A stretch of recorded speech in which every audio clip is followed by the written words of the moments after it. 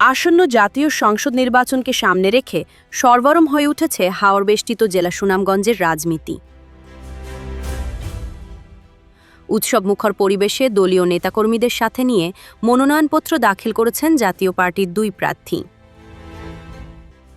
রোববার দুপুরে সুনামগঞ্জ ৪ এবং সুনামগঞ্জ ৫ আসনে জাতীয় পার্টির মনোনীত প্রার্থীরা জেলা প্রশাসক ও রিটার্নিং কর্মকর্তা ড মোহাম্মদ ইলিয়াস মিয়ার নিকট তাদের মনোনয়নপত্র হস্তান্তর করেন।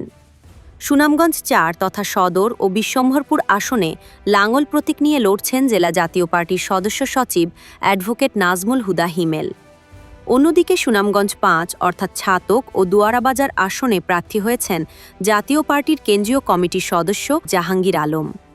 মনোনয়নপত্র জমা দেওয়ার পর সাংবাদিকদের সাথে আলাপকালে জয়ের ব্যাপারে শতভাগ আশাবাদ ব্যক্ত করেন এই দুই নেতা। তারা বলেন, সাধারণ মানুষ এখন পরিবর্তনের পক্ষে। অ্যাডভোকেট নাজমুল হুদা হিমেল ও জাহাঙ্গীর আলম জানান, যদি নির্বাচন অবাধ ও সুষ্ঠু হয় তবে ভোটাররা লাঙ্গল প্রতীকেই জিততে পারবে।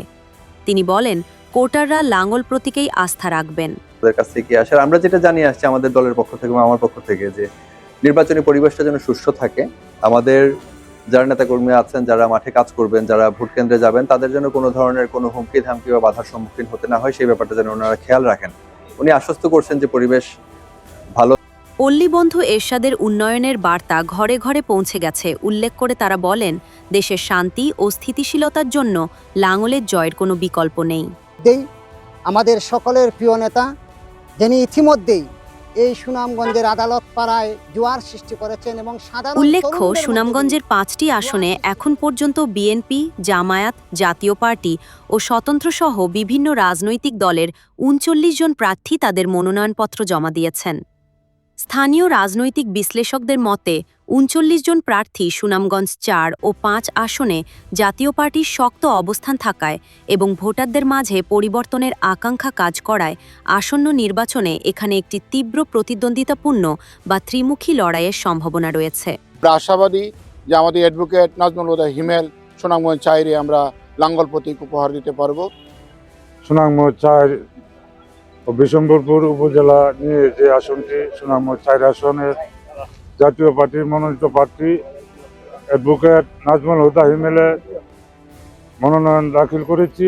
আমরা আশাবাদী যে আমরা সুনামগঞ্জ এই দুই আসনে একটা উর্বর মাটি আছে এবং আমাদের এখানে একটা ভোট ব্যাংক আছে। সঠিকভাবে যদি নির্বাচন হয় তাহলে অবশ্যই আমরা এই দুই আসনে পাস করার আশাবাদী আমরা ইনশাআল্লাহ। তাদের সাথে একটু কথা বলবো যে সুনামগঞ্জ ৫ আসনে যিনি জাতীয় পার্টির মনোনীত প্রার্থী জনাব জাহাঙ্গীর আলম, আমরা তার একটু অনুমতি জানতে চাই।